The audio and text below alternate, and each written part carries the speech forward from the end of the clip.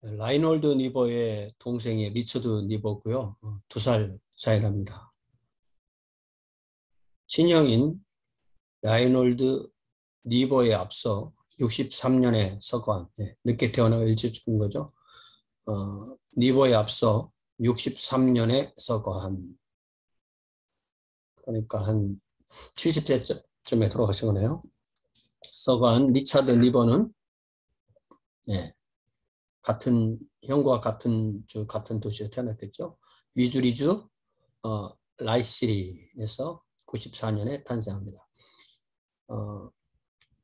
기독교 대학 엘름홀스트 그리고 세인루이스의 이든 신학대학원에서 철학과 신학을 연구하고 워싱턴 대학에서 문학 석사를 취득합니다.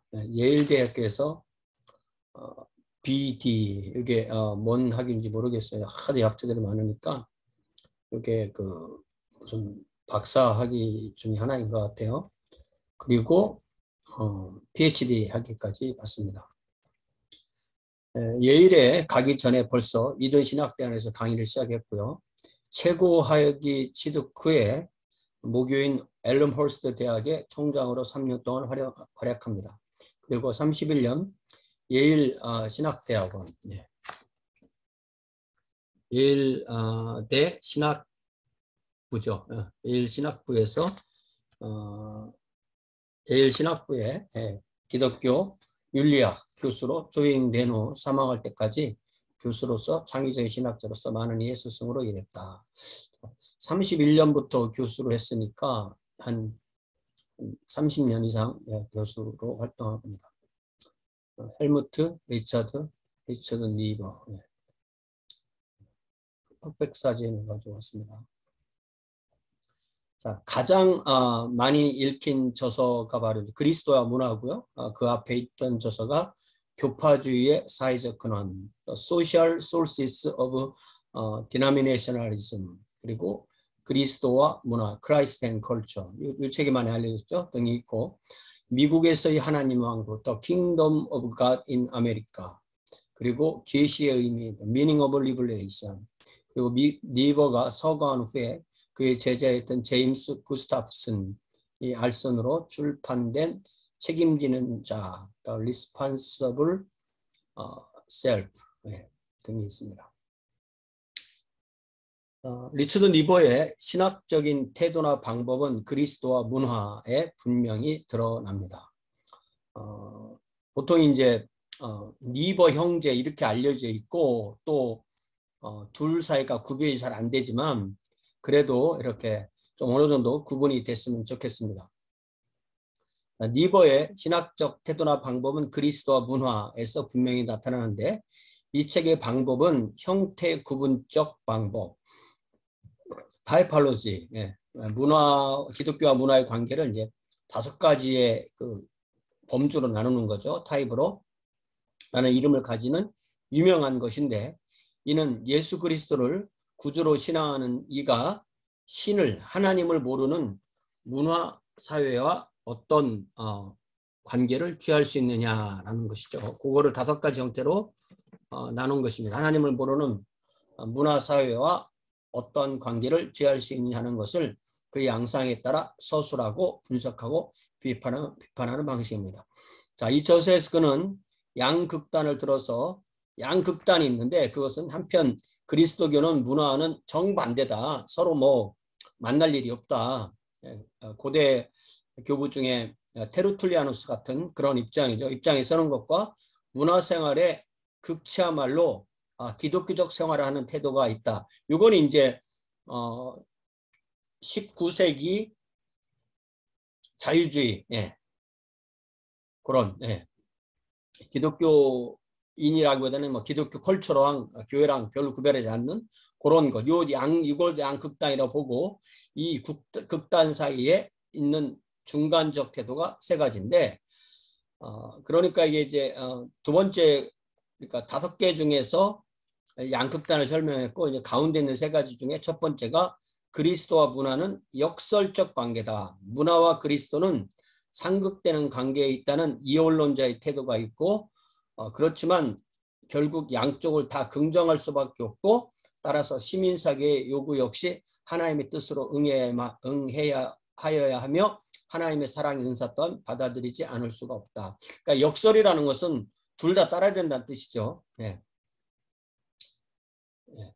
두 번째, 인생은 자연적 질서와 초자연적 질서에 속했다고 주장하면서 초자연적 하나님은 바로 자연 질서에 연결됨으로써 자연과 하나님은 융화된 상하의 관계를 유지하고 있다고 보는 종합적 혹은 타협적 태도. 예. 하나님은 자연 질서, 초자연 질서를 다 창조하신 분이니까 이 둘 다를 융화해서 이거를 같이 봐야 된다라고 하는 종합적인 태도 내지는 타협적 태도. 요게 이제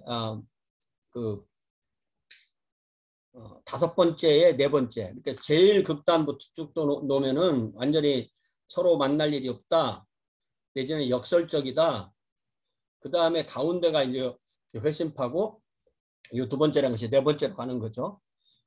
그러면 가운데 가장 중요한 게 회심파인데 컨버저니스트 태도는 문화생활은 죄로 말미암아 치명적인 상태에 있다는 것이며 이러한 상황으로부터의 구원은 그리스도의 하시는 일이며 이 그리스도의 하시는 일이야말로 영원히 계속되는 창조의 사역이다. 창조의 사역이다. 그리스도 안에서의 새 창조. 그러니까 문화가 그리스도 안에 새 창조되는 것, 이것이 바로 핵심이다.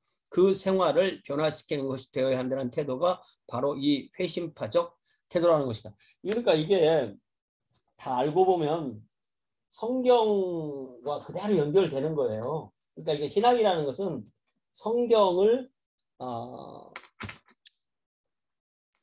오늘날 사람들이 알아듣게 내지는 더 멋있게 포장해서 말하는 것이라고 할 수 있죠. 그래서 이 말씀 보면은 가장 먼저 생각나는 말씀이 로마서 12장 2절이잖아요. 너희는 이 세대를 본받지 말고 오직 마음을 새롭게 함으로 변화를 먼저 받고 하나님의 선하시고 기뻐하시고 온전하신 뜻이 무엇인지 분별하도록 해라. 그러니까 세상의 변화가 되지 말고 네가 먼저 예수 안에서 변화가 되고 세상을 변화시켜라. 이런 말이죠. 물론 요거를 이제 회심파적 태도라고 했고, 물론 이러한 변화의 완성은 종말론적인 것이지만 최종적으로 완성되는 것은 새나와새 땅에서 완성되지만 지금 우리가 사는 삶 안에서는 그리스도 안의 생활과 문화 속의 생활을 구원이 있는 영역과 없는 영역으로 구별하여 서로 상극시킬 수가 없다. 그러니까 세상을 주님 안으로 바꾸는 것이 바로 그리스도인의 삶이다. 이렇게 이해할 수가 있는 거죠. 자, 리처드 니버의 신앙과 신학은 자연히 이 회심파적 태도에 입각하고 있습니다. 자연과 계시의 관계를 말하면서 다음과 같이 서술합니다. 자연과 계시, 자연은 이제 피조물이고 계시는 하나님이시죠. 이 둘은 서로 배격하여도 안 되며 또 이 둘은 어떤 역사 발전적 단계로서 필연적인 것일 수도 없다. 그러니까 이게 무슨 해결의 변증법처럼 그렇게 이해할 수 있는 것도 아니라는 거죠. 오히려 변화라는 상관관계, 계속 주님 안에서 변화되는 것, 이런 상관관계로 보아야 한다. 그리고 계시를 자연의 결실이라고 하기보다는 그 이전의 역사적 단계를 변화시키는 사역자로 보아야 한다. 당연히 충분히 이해가 되는 말이죠. 그는 더 나아가서 계시는 어떤 영적 물건이 아니라 항상 새롭게 변화하는 사건으로 오로지 그리스도 감사함으로써 받아들이는 것, 주님께서 하시는 일을 받아들이는 것, 이렇게 보는 거죠. 따라서 그리스도인의 종교는 문화적 종교와 그리스도교 신앙, 이 양면을 피할 수 없다는 것이 리처드 니버의 독특한 지론이다. 그러니까 이 세상을 포기한 기독교는 존재의 의미가 없는 거죠. 그것이 또 우리가 이런 걸 성경을 찾아서 읽자면 너무나 성경을 그대로 말해놓은 것이라고 할 수 있는 거죠. 베드로전서 2장 9절에 그러나 너희는 택하신 족속이요 왕같은 제사장들이요 거룩한 나라요 그의 소유가 된 백성이니 이는 너희를 어두운 데서 불러내어 그의 기이한 빛에 들어가게 하시니에 아름다운 덕을 선포하게 하는 것이다. 그러니까 이 세상과 신앙, 이것이 그리스도 신앙이 세상에서 일하는 것, 이것을 이 리차드 리버는 회심이라 이렇게 돼요. 내가 회심하고 회심하게 하는 것.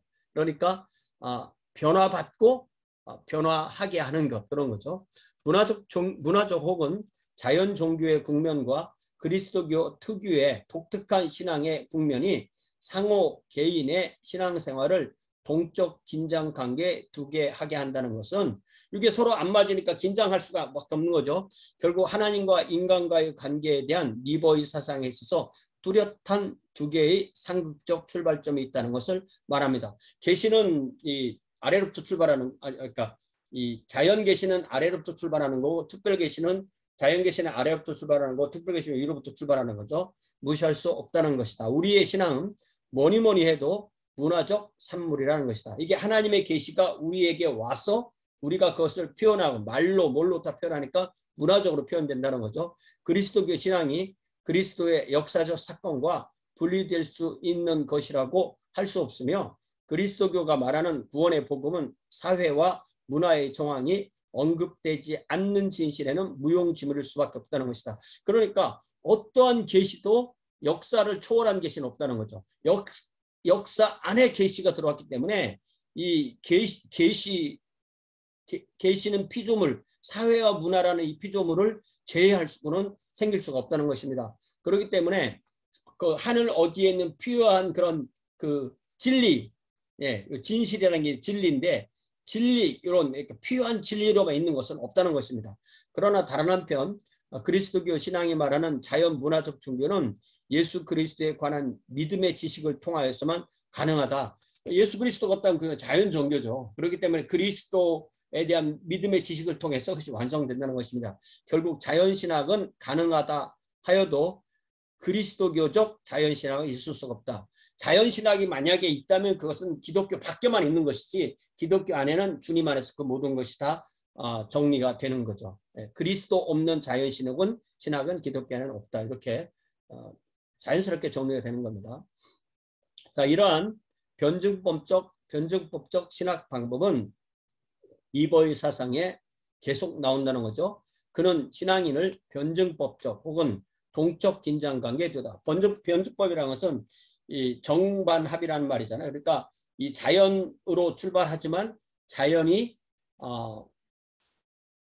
자연으로 완성이 될 수 없고, 계시로 다시 그것을 역행해서 나오면 그것이 합해서 다시 완성이 되는 그런 걸 말하는 거죠. 그런 신앙인을 그래서 변증법적 혹은 동적 긴장 관계에 두고 있습니다. 신앙인은 그의 문화적 배경과 사상적 구조 안에서 그리스도라는 이질적 세력과의 긴장 관계 위에서 성장합니다. 자, 문화 사상 구조는 사람 피조물이고요. 그 자연 계시고, 그리스도는 특별 계시고, 그리스도라는 이질적 세력과의 긴장 관계 안에서 계속 자라난다는 거죠.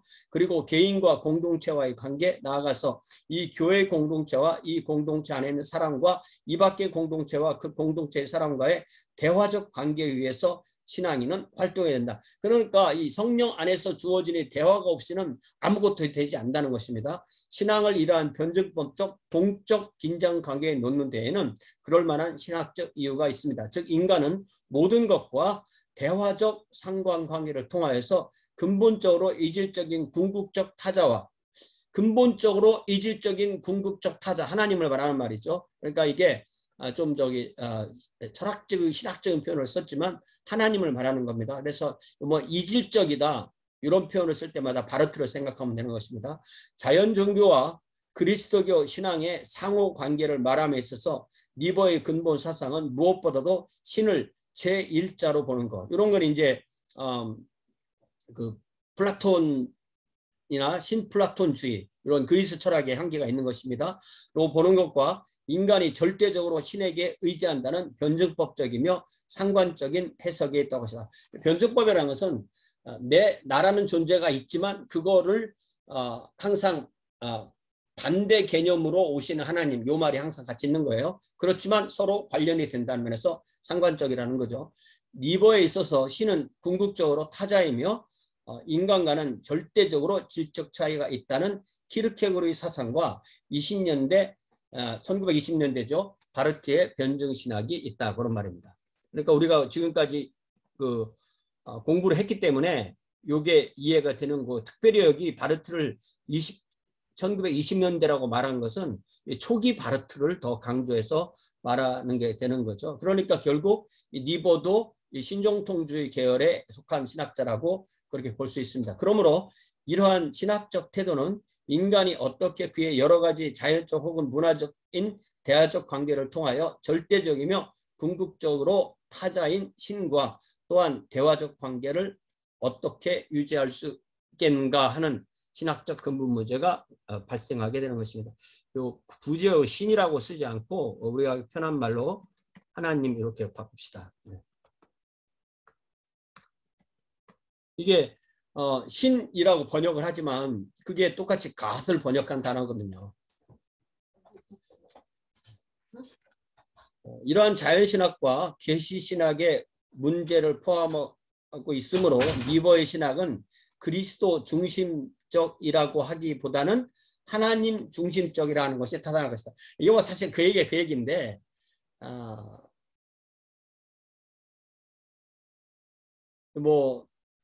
물론 우리는 하나님 앞에서 대화적 관계에 서 있고 물론 예수 그리스도 없이 이런 관계가 설 수 있다는 말은 아니다. 그러나 그 제1자이신 절대자 하나님은 예수와는 다른 타자. 보통 이래 우리가 우리와 하나님과의 질적 차이 이런 말 할 때는 예수 그리스도 성자를 말하는 게 아니라 성부를 말하기 때문에 하나님을 또 강조하는 거죠. 성부를.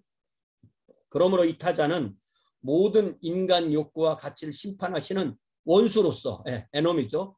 원수로서 인간과 대립합니다. 그러므로 신학의 문제는 이 원수의 입장에 계신 하나님과 어떻게 하면 대화적 관계가 될 수 있으며 하나님을 은혜의 하나님으로 보며 믿음으로 대할 수 있겠는가 하는 것입니다. 이건 벌써 루터에서 명확하게 드러난 것이죠. 그리스도 안에서만 가능하다는 것. 여기서 니버는 그리스도를 통한 인간과 하나님과의 대화적 관계를 말하고 있습니다. 그렇죠. 이거 새로운 건 아닌 거죠. 네, 이러한 이론은 신앙 고백에 의한 것이라고 피력합니다. 적어도 그리스도인은 그리스도를 통하여 하나님의 선하심과 그의 은총이 드러났다고 고백합니다. 이러한 고백은 인간의 것이 아니라 오로지 하나님의 일하심을 통해서만 가능한 그러한 내 삶에 하나님의 일을 통해서 일어났다. 이런 게 역사적 사건, 여기서 요것은 하나님의 일이고 요 역사적 사건은 이거는 이제 히스토리를 말하는 거죠. 예수 그리스도의 오심으로 그 뒤로부터 모든 사람이 일어나는 그런 일이죠. 니버는 솔직하게 계시 신학의 관점을 신앙 고백의 입장에 두며 따라서 비이론적 태도에 그 기초를 두고 있다. 비이론적 태도, 그러면 경험적이라는 얘기죠. 그러니까 성령께서 오셔서 우리에게 실제로 일어나는 일, 이것이 바로 예수 그리스도께서 하시는 일. 여기서 계시신학이라는 말을 할 때는 이거는 성경 계시라는 말보다는 실제로 하나님이 우리에게서 일하심을 강조하는 그런 표현입니다.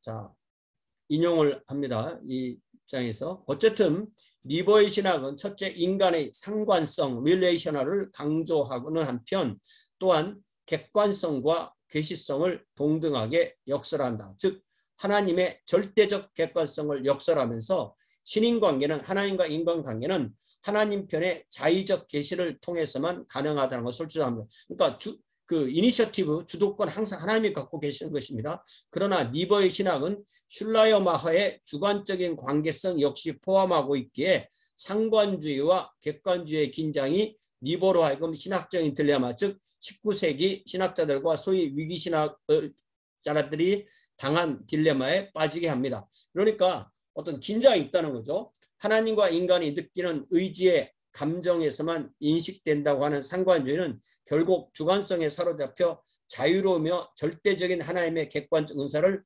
무시하는 결과를 가져올 것이라는 카를 바르트의 비판을 면하기 어렵습니다. 그리고 이 재론을 변증법적 긴장감에 놓고 신학한다는 말입니다. 니버의 신학 방법은 상관적 객관주의를 모색하고 있다. 이게 약간 어렵죠. 그러니까 이게 왜 어렵냐면은 이게 자유주의, 슐라이어마하는 자유주의죠. 19세기 신학자들도 자유주의고 그거에 이제 넘어선 사람이 칼바르트의 위기신학자고, 예. 그리고 이 여기 주관성이라는 이 말도 사람의 주관과 하나님의 주관 이런 거를 좀 구별한 거예요. 그러니까 이거 한번 다시 한번 읽어 드리겠습니다. 제가 명확하게 이해 못하면 설명을 못하기 때문에 한번 해보겠습니다. 어쨌든 니버의 신학은 첫 번째로 인간의 상관성을 강조하고 한편 하나님의 객관성, 하나님의 계시성을 동등하게 역설한다. 그러니까 하나님이 절대적인 타자로서 객관성을 가지시고 우리에게 다가오시는 계시성이 있는데 인간에게 하나님에게 반응할 수 있는 상관성이 없다면 신학이 가능하지 않다라는 거죠. 즉 하나님의 절대적 객관성을 역설하면서 신인관계는 하나님 편의 자의적 계시를 통해서만 가능하다는 거 당연하죠. 하나님의 주관성, 주체성을 가지고 있고 그렇지만 니버의 신학은 슐라요 마허의 주관적 관계성, 그러니까 인간 중심, 여기서 주관적 관계성이라는 것은 인간 중심의 주관적 관계성이죠. 역시 포함하고 있기에 상관주의와 객관주의의 긴장이 니버로 하여금 신학적 딜레마, 즉 19세기 신학자들, 자유주의 신학자, 소위 위기 신학자들이 상한 딜레마에 빠지게 한다. 여기 상관주의는 하나님과 인간과의 상관주의, 그리고 객관주의는 하나님 중심의 객관주의, 뭐 그런 것 같아요. 그래서 이게 이렇게 중요한지 모르겠습니다. 하나님은 인간이 느끼는 의지의 감정에서만 인식된다고 하는 상관주의, 이건 이제 슐라요 말을 말하는 거예요. 는 결국 주관성에 사로잡혀 인간 중심이 되어서 사로잡혀서 자유로우며 절대적인 하나님의 객관적 은사를 무시하는 결과를 가져올 것이라는 칼바르트의 비판을 면하기 어렵다. 이건 이제 자유주의 신학을 그렇게 비판했다는 거죠. 그리고 이 재론을 변증법적 긴장관계에 놓고 신학한다는 말이다. 이런 모든 것을 니버는 함께 보고 신학을 한다는 거죠. 그래서 이러한 니버의 신학 방법을 상관적 객관주의라고 그렇게 표현할 수 있다는 거죠. Relational Objectivity. 그러니까 상관적 객관주의. 그러니까 이 자유주의와 신정통주의를 어느 정도 합해서 상관성을 강조하기도 하지만 또 하나님의 객관성을 또 강조하는, 이게 하나님 쪽의 객관성과 인간의 객관성을 이 글 안에서 섞어서 써놨기 때문에 우리가 좀 혼란스럽습니다. 자, 리처드 니버는 이 신학적 딜레마를 실존주의적 견해를 통하여 해소하려고 합니다. 결국 실존주의 또 이게 남은 키르케고로 나오겠죠. 객관과 주관의 갈등. 객관은 이제 하나님이고 나는 주관이죠. 나와 다른 사람과의 대립. 이러한 문제와 키르케고르의 철학적 씨름은 그의 신학적 고민을 해결해 주고 있습니다. 니버에게 있어서 실존주의가 다룬 문제는 무엇보다도 커뮤니케이션 혹은 다이알로그, 즉 대화의 문제로 보았습니다. 그러니까 이 성령의 소통하심이라는 게 제일 중요한 거예요. 그의 최종자 책임지는 자, The Responsible Self에서 인간을 대화적 동물이라고 정의하기까지 그런 커뮤니케이션을 인간의 실존 문제의 중심으로 봤습니다. 호모 다이알로기우스, 이게 인간을 정의할 때 인간은 대화하는 동물이다 이렇게 정의한다는 거죠. 그 대화가 단지 인간과 인간이 아니라 인간과 하나님을 말하는 것입니다. 그러나 커뮤니케이션이 신학의 문제가 될 때는 하나님과 인간의 대화의 가능성이 문제이다. 어떻게 절대적인 타자인 하나님과 인간이 대화적 관계를 맺을 수 있느냐, 이게 신학의 핵심이라는 거죠. 실존주의에서 커뮤니케이션은 그 내용뿐만 아니라 그 과정과 더불어 커뮤니케이션에 들어가는 양자를 다 포함한 한 사건 혹은 언어적 행위로 보는데 의의가 있습니다. 그러니까 우리가 하나님을 말씀이라고 하나님의 말씀이시기 때문에 우리가 인격 대 인격의 이 대화가 이루어지는 거죠. 따라서 커뮤니케이션이라는 언어 행위에서 한 실존과 타자를 지배하고 소유하고 독점하는 관계를 형성하는 것이 아니라 독립된 타자의 주체성을 인정하여야 하며 나와 너의 인간관계가 형성되어야 한다는 것입니다. 이러한 구체적인 인간 대화의 관계에 있어서 즉 주체와 주체 사이의 교통과 또한 이러한 행위로 하나가 되면서도 또한 상호 독립성을 유지하는 나 너의 관계에서만 이 나와 너 마르틴 부버의 나와 너 그런 걸 생각나게 하는 거죠. 참된 종교적 지식이 가능하다는 것이 니버의 실존주의적 언어신학이라고 이렇게 정의합니다. 그러니까 엄밀하게 말하면 하나님이 우리에게 오실 때 나너로 오신다는 거예요. 그렇게 모든 대화가 가능한 존재에는 나너의 관계가 이루어지고 나너의 관계가 이루어지려면 반드시 대화로 소통해야 되고 그래서 언어신학이다 이런 표현하는 거죠.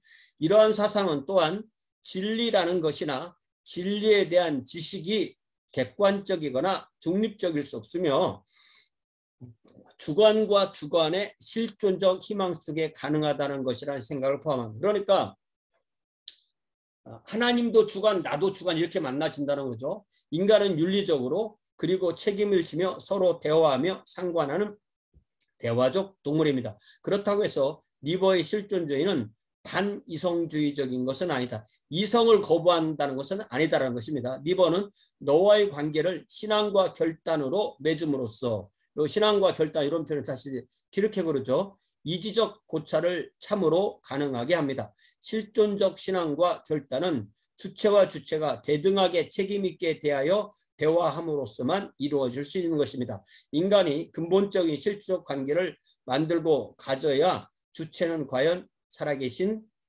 가져야 할 주체는 한자가 빠졌어요. 인간이 근본적인 실존적 관계를 만들고 가져야 할 주체는 과연 살아계신 하나님이십니다. 자, 이게 하나님이 아담과 하와를 지으시고 선악과를 주시고 그걸 먹지 마라. 먹으면 죽는다. 안 먹으면 나와 계속 같이 나와 교제하는 거다.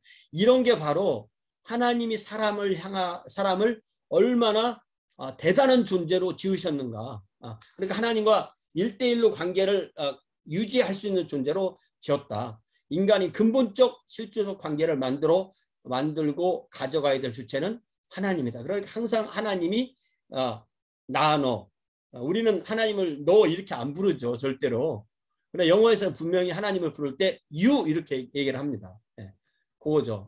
따라서 하나님의 실존은 이렇게 실존적으로 이해될 때 인격적이다. 하나님을 상관적, 객관주의적으로 말하는 것은 결국 영원한 너로서 대화적 관계에서 보며 인격적으로 대하는 것입니다. 니버에게 있어서 하나님은 인격적일 수밖에 없습니다. 너무 당연한 얘기죠. 인격적인 하나님 뒤에 있는 실제에 대해서 인간은 아무것도 알 수 없다는 것입니다. 이게 이제 우리 그 동방신학에서 하나님이 알려준 것만 알기 때문에 하나님이 모르는 쪽은 너무나 크기 때문에 그 부분을 모르기 때문에 하나님을 모르는 거다 이렇게 말하는 것 불가지의 신학은 아무런 의미가 없는 거죠. 그러니까 우리는 하나님이 알려주신 것만 정확하게 다 알면 우리가 알아야 될 모든 것을 아는 것이고 그러면서 사실 하나님에 대해서 우리가 알 수 있는 그 영역이 분명히 정해지는 거죠. 물론 그렇다고 해서 어떤 인간도 내가 하나님을 다 알았어요라고 그렇게 할 수 있는 사람은 없지만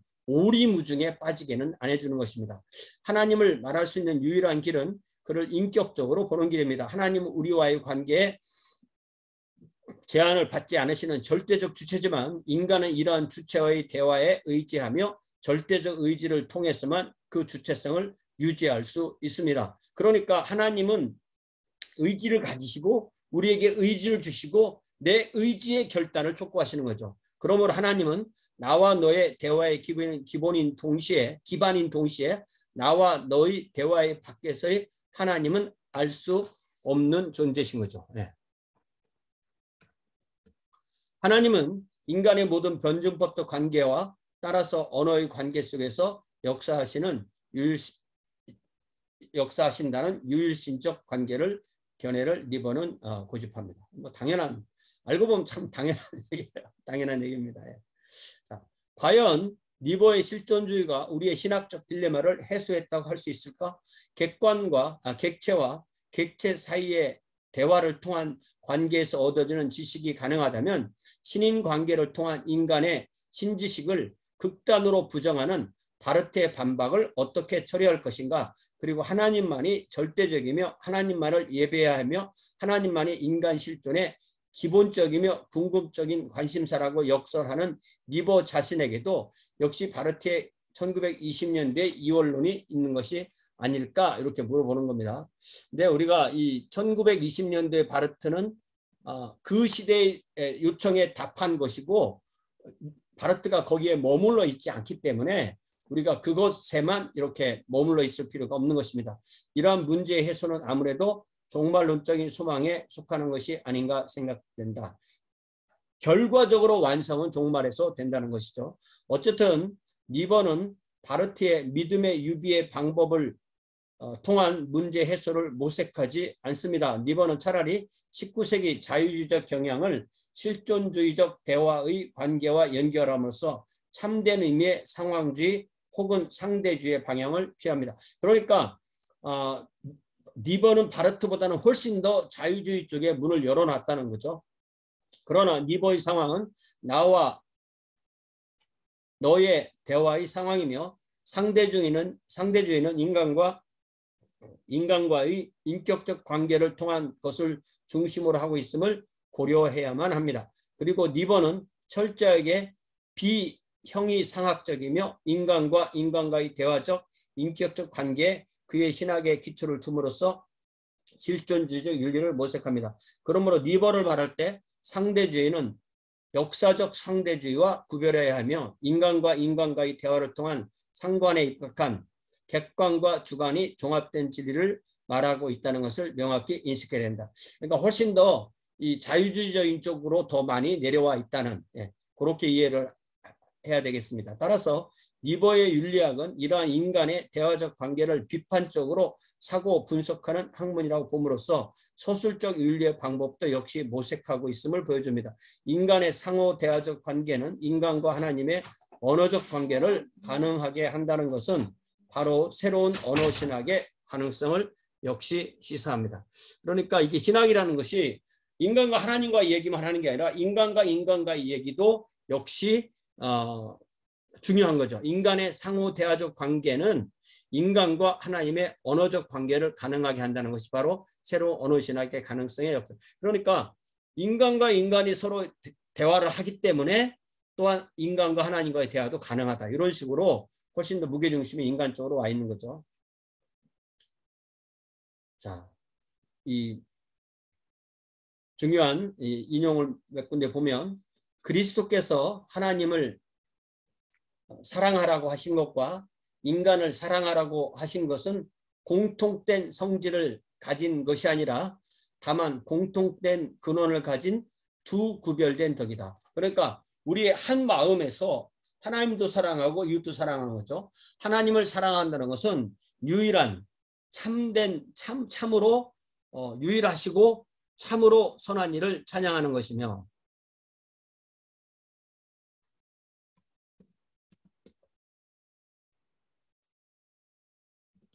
유일하시고 참으로 선한 일을 찬양하는 것이며 모든 은사를 주는 이에 대한 감사, 이것이 하나님에 대한 사랑이죠. 이것은 거룩한 기쁨이고 존재의 참성이고, 여기 존재는 이제 being 이렇게 말했을 때 대문자를 썼을 때 하나님을 의미하는 거죠.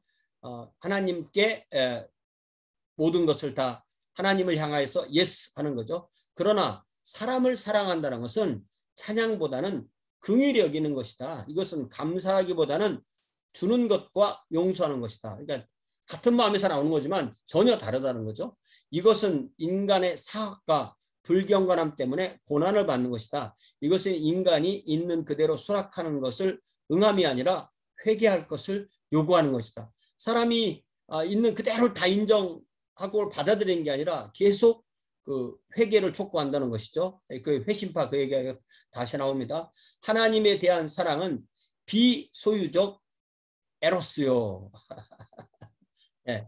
그러니까 우리가 에로스를 인간의 육체적 사랑할 때는 항상 그 소유적 사랑이잖아요. 그러니까 하나님을 향해서 하는 거니까 비소유적 에로스요. 사람에 대한 사랑은 순수한 아가페다. 사람에 대한 사랑을 우리가 부부간에서는 에로스를 생각하지만 실제로 하나님께 배운 사랑을 사람에게 베푸는 것이 퓨어 아가페이다. 하나님을 사랑하는 것이 바로 열정이고 사람을 사랑하는 것이 동정이다. 열정 패션이고 사람을 사랑하는 것은 컴패션이다. 그러니까 하나님은 우리가 순수하게 사랑할 수 있고 비소유적 에로스로 패션을 가지고 사랑할 수 있고 사람은 퓨어 아가페로 컴패션을 하는 것이다. 여기에 그리스도 문화 1장에 나오는 내용입니다. 히스는 이제 사람이죠. His love of God and his love of neighbor are two distinct virtues that have no common quality but only a common source. 질은 다르지만 우리의 마음에서 나오는 것은 같다는 거죠. Love of God is adoration of the only true good. It is gratitude to the bestower of all gifts. 우리가 자연의 선물 또 영적인 선물 다 포함해서 그것을 우리에게 주신 이에 대한 감사다. 그것이 사랑이다. It is joy in holiness. 거룩함 안에 있는 기쁨이다. It is consent to being. 하나님께 늘 이렇게 동의하는 것이다. But the love of man is pitiful rather than adoring. 우리가 사람을 사랑한다는 것은 아주 사람의 그 모든 모습을 사랑해야 되기 때문에 경탄하는 것보다는 불쌍히 여기는 것이 많다는 거죠. It is giving and forgiving rather than grateful. 사람에게 주고 또 주고 주고 용서하고 그런 거죠. Give and forgive.